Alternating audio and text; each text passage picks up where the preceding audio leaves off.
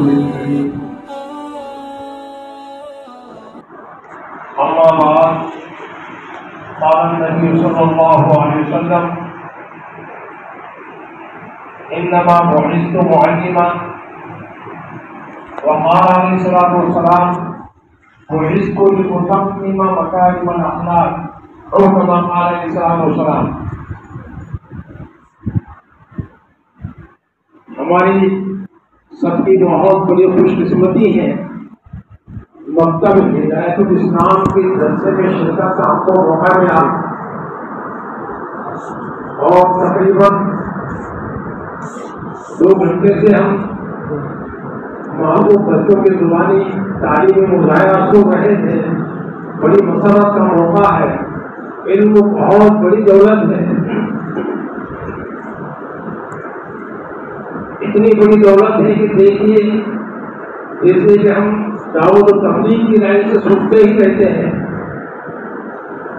کہ جس وقت نبی پاک صلی اللہ علیہ وسلم کی بعثت ہوئی ہے, آپ دنیا میں مبعوث کیے گئے, اس سے پہلے ہر قسم کی برائی, ہر قسم کی معصیت قوم کے اندر صلاحیت کر گئی تھی, بلکہ ان کی بھٹی میں پڑ گئی تھی. اور کوئی برائی, کوئی گناہ ایسا نہیں تھا کہ اس قوم کے اندر نہیں پایا جاتا تھا. سودی کاروبار, زنا, ڈکیتی, قتل و غارت گیری اور نہ جانے کیا کیا بہت عجیب عجیب قسم کے گناہ اس دور میں کیے جاتے تھے. لیکن مورخین جو اس دور کو یاد رکھتے ہیں کسی گناہ کی طرف منسوخ نہیں کرتے, بلکہ ایک ٹکڑے کے اندر ساری برائیوں کو, سارے گناہوں کو جمع کر دیتے ہیں. ان دور کو دور جاہلیت کہا جاتا ہے. دور جاہلیت جیسے عالم ہوتا ہے, عالم کے ذمہ جاہل ہوتا ہے, تو اس دور کو ایک ٹکڑے میں کہتے ہیں دور جاہلیت. اور جو صحابہ کرام ہیں جب تک آپ کا سب مبعوث نہیں ہوئے اور جب تک علوم قرآن اور علوم دین قوم کے اندر نہیں آئے, ان کو جوہرائے مکہ کہا جاتا ہے. اور وہ ایسا دور تھا کہ کوئی بادشاہ پر حکومت نہیں کر سکتا تھا. لیکن جیسے قرآن تعلیمات نبی پاک صلی اللہ علیہ وسلم کے قرآن قوم کے اندر آتے ہیں, تو وہ جو دور جاہلیت جس کو کہتے ہیں اس دور کو خیر القرون کہا جانے لگا. کیا کہتے ہیں اس دور کو خیر القرون. اور جو لوگ تھے جن کو جوہرائے مکہ کہا جاتا تھا ان کو صحابہ کرام کہا جانے لگا. اور لوگ کہتے تھے مدینوں میں رہنے والے ان کو رضی اللہ عنہ کہا جانے لگا کہ اللہ ان سے راضی ہو گیا.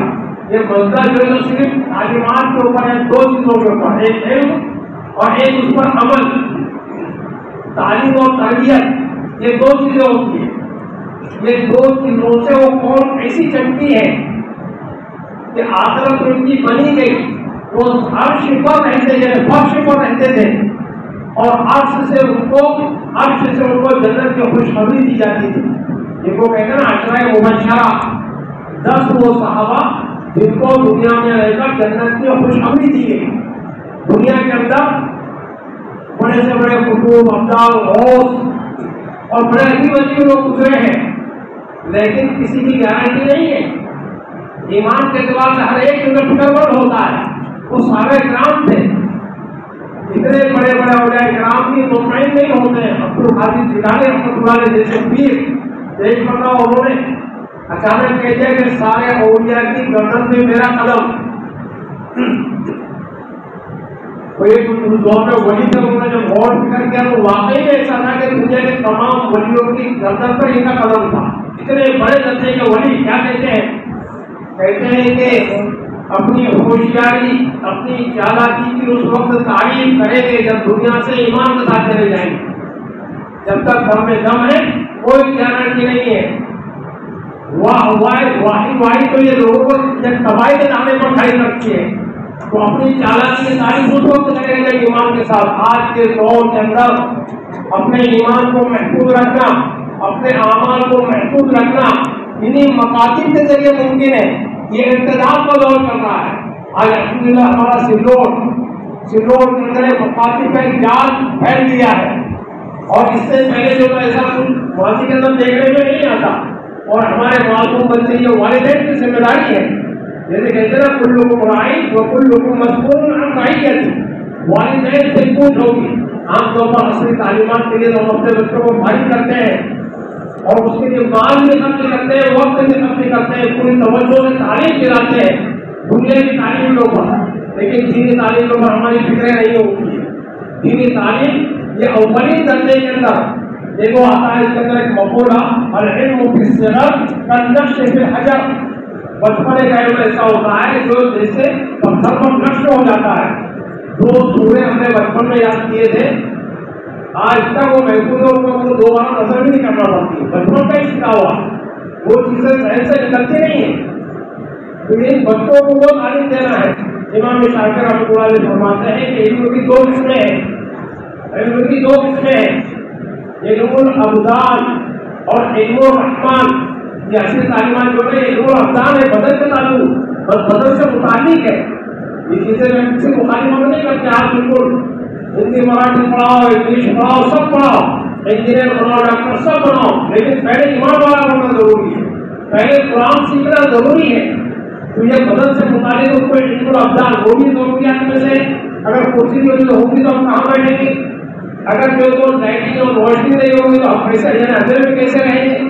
اگر ہمارے پاس گاڑی گھوڑے سے سفر کیسے کریں گے؟ ساری چیزیں ضروری ہیں، لیکن اس سے پہلے علم الرحمان، رحمان کا علم سیکھنا بہت ضروری ہے.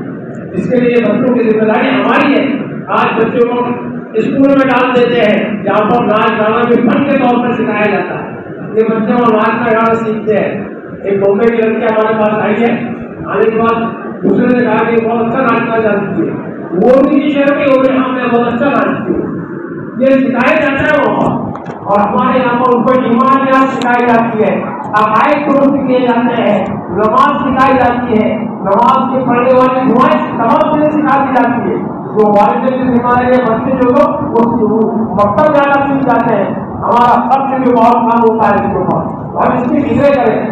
اگر آدمی بڑے سے بڑا سائنس کا بن گیا، اس نے ہوائی جہاز بنایا، راکٹ بنایا، لیکن راکٹ میں بیٹھ کر ان راستوں سے گزر سکتا ہے کیا نہیں؟ راکٹ میں بیٹھ کے جنت میں جا سکتا ہے؟ نہیں جائے گا. کیسے جائے گا؟ وہ تو اسی تین کے راستے سے جائے گا. اس واسطے بولتے ہیں نا میں ایک قدم نفس اور دوسرا جنت میں. یہ تعلیم آدمی کو جنت میں پہنچاتی ہے. علم اللہ کے پاس سے آیا ہے اور اللہ کی طرف لے جاتا ہے. اس واسطے ہم اس کی فکر کریں. اور جو بھی رکاوٹیں موانع اس اندر آتی ہیں، کمیٹی کی ذمہ داری، والدین کی ذمہ داری خود دور کریں اور خود اہتمام کے ساتھ اپنے بچوں کو جو ہے پرورش کے اندر شریک کریں اور اس کی نگرانی بھی رکھتے کریں گے انشاءاللہ. وقت پر بھی ادا وغیرہ کر دیں. ابھی ہمارے صدر صاحب جو ہے ان کی دعائیں کلمات کی وجہ دعا بھی پڑھی اثر اور ابھی دعا ہوگی کہ نماز وغیرہ بھی باقی ہے. مختصر وقت دیا گیا تھا. اللہ ہمارے سب کے بیٹھنے قبول فرمائے اور ہماری جو زندگی میں برکت نصیب فرمائے. ہمارے بچوں کی تعلیم اور تعلق کے تعلق سے فکر نصیب فرمائے. تو آخر دعوت